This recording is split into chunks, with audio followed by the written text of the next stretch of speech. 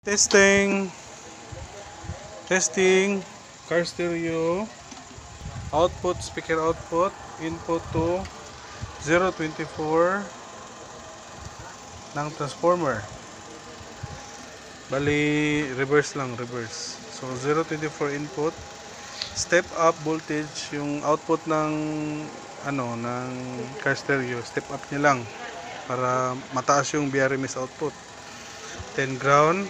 Yung 220 output, connect to ground at saka hang mo yung resistor 3K from speaker out here, main amp, hang mo yun papuntang stepper. So direct na siya, wala nang connection sa main amp. Ito, on na natin. Huwag kalimutan mag bulb.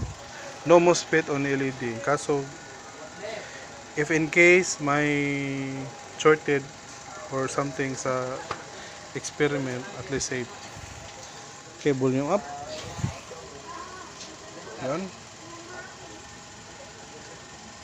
So, yung stepper natin is working. Yan. Ito po. Siyempre, bootstrapping. Unahin niya muna yung negative rail first para mag-trigger yung positive rail. Ito. Okay? Okay.